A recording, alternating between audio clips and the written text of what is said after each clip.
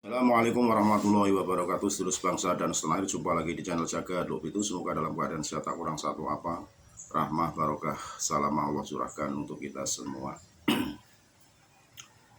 Menyoroti perhelatan akbar pemilu 2024, baik presiden dan calon presiden, ya, saya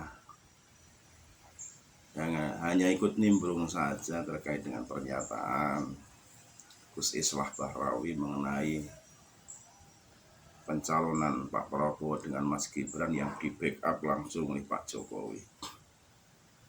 Dan seandainya Pak Prabowo jadi, bisakah Pak Jokowi nanti mengendalikan Pak Prabowo dalam arti membackup Mas Gibran terkait bagaimana simpul-simpul orang-orang Pak Jokowi sekarang yang didudukkan dalam sebuah jabatan-jabatan strategis. Manakala Pak Prabowo jadi, apakah akan mampu mengendalikan dan membackup segala program-program yang saat ini sedang dilaksanakan oleh Pak Jokowi. Manakala Pak Prabowo jadi, apa justru malah simpul-simpul orang-orang penting yang ditempatkan di jabatan strategis dipotong begitu saja oleh Pak Prabowo. Lebih jelasnya mari kita simak penuturan Cak Islah Bahrawi terkait dengan tanggapan mengenai pencalonan Prabowo yang di backup oleh Pak Jokowi melalui putranya Mas Gibran. Serta cawe-cawe dalam pilpres kali ini dengan anggapan bahwa kalau nanti Prabowo misalnya menang, Pak Prabowo akan dikendalikan oleh Jokowi melalui cawapresnya hari ini, yaitu Gibran. Mari kita kupas tentang ini, kita berandai-andai, kita berbicara tentang seandainya Prabowo memenangkan pilpres kali ini, apa yang akan terjadi? Kalau ternyata misalnya Prabowo menjadi presiden, tangannya sangat bertuah untuk bangsa ini, mulutnya, lidahnya bisa mempengaruhi arah perjalanan bangsa ini. Kalau kemudian ternyata semua kekuatan simpul-simpul Pak Jokowi yang ada hari ini kemudian diputus oleh Pak Prabowo, Pak Jokowi mau apa? Itu adalah pertimbangan pertama. Kalau ternyata kekuatan Pak Jokowi di TNI, Polri, dan berbagai lembaga yang menurut Pak Jokowi hari ini menjadi sumber kekuatan Pak Jokowi, kalau ternyata sama Prabowo ketika dia dilantik menjadi presiden, lalu semua orang itu dibuntungi semua diganti dengan orang-orangnya, Pak Jokowi mau apa? Dan Gibran kemudian dilemahkan dengan berbagai caranya. Kita berbicara tentang politik. We are talking about politics. We don't talk about the ingredients in making a pancake.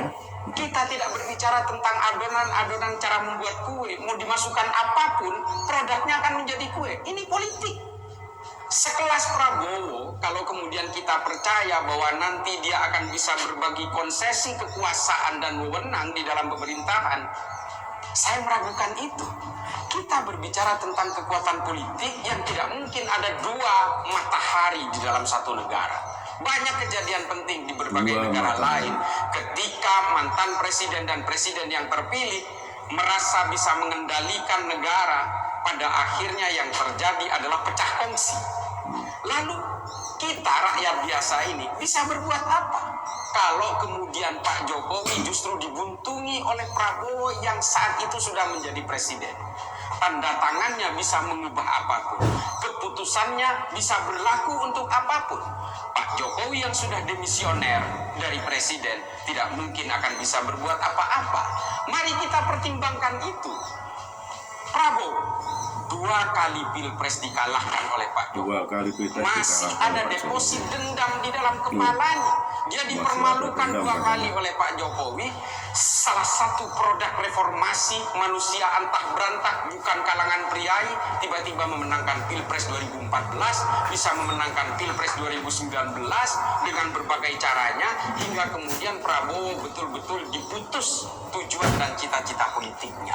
Lalu kemudian hari ini dengan Pak Jokowi mendukung Prabowo, seolah-olah Prabowo sudah menjadi anak manis. Saya meragukan itu. Secara historik berbagai sejarah politik mulai dari zaman Titus Vespasian sampai hari ini tidak ada satupun yang sanggup berdiri dengan dua matahari kembar dalam satu negara, dalam satu kekuatan politik. Ini tidak mungkin. Oleh karena itu marilah kita semua ini sadar, why should Prabowo? Itu yang kemudian menjadi pertanyaan dari kami. Oke lah Pak Jokowi misalnya sadar bahwa berbagai cita-citanya belum terlaksana di negara ini, sehingga perlu ada sustainability, perlu ada continuity di berbagai tujuan-tujuan Pak Jokowi hari ini. Tapi kenapa harus Prabowo? Prabowo sejak awal sudah anti dengan supremasi sipil. Dari sejarahnya kita bisa tahu, dari sejak zaman Orde Baru bagaimana kemudian dia punya catatan sejarah melakukan penculikan dengan dalih kemudian ini untuk stabilitas negara dan sebagainya dan sebagainya. Tapi ini kan membuat catatan buruk yang kemudian memberikan tanda bahwa inilah karakter Prabowo. Sekarang kalau misalnya Prabowo sudah dilantik, sekali lagi saya akan ungkit tentang ini. Kita berandai-andai saja.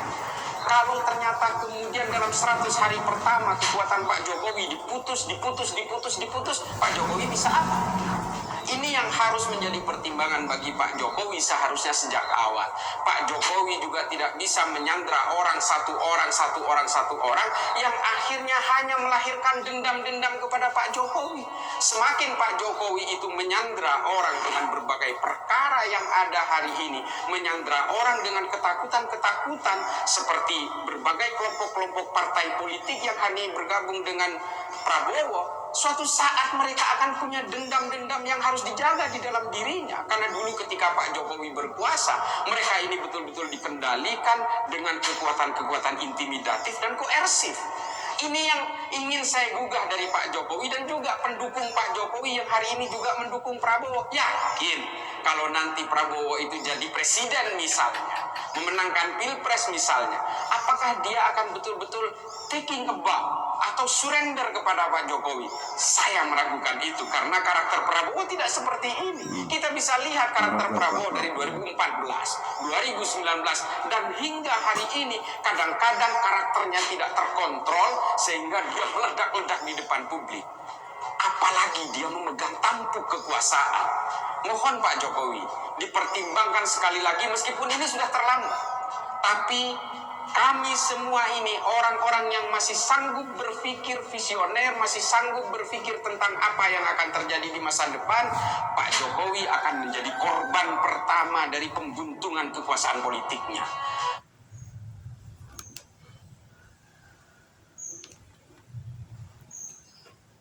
Itu tadi penuturan dari Cak Islah Bahrawi. Andai Pak Prabowo jadi presiden, Pak Jokowi bisa apa? Karena melihat karakter, jejak digital, track record bahwa Pak Prabowo pernah menjadi rivalnya Pak Jokowi 2 periode, sehingga dengan karakter-karakter yang dipunyai Pak Prabowo, visi dan misi yang tentunya akan mengedepankan keilmuan yang telah dimiliki terkait dengan di angkatan bersenjata, secara disiplin, pengambilan kebijakan dan sebagainya jauh daripada kebijakan sipil yang dimiliki oleh Pak Jokowi, sehingga apa yang disampaikan oleh Gus Islah bisa menjadi perenungan buat Pak Jokowi terkait bagaimana lanjut dan tidaknya soal dukungan Pilpres 2024. Akankah Pak Jokowi pindah haluan? Wallahu a'lam. Itu tadi penuturan dari Cak Islah Bahrawi. Semoga menjadi edukasi pembelajaran buat kita semua. Sekali lagi mohon maaf NKRI Hakarmat Nusantara milik kita. Assalamualaikum warahmatullahi wabarakatuh.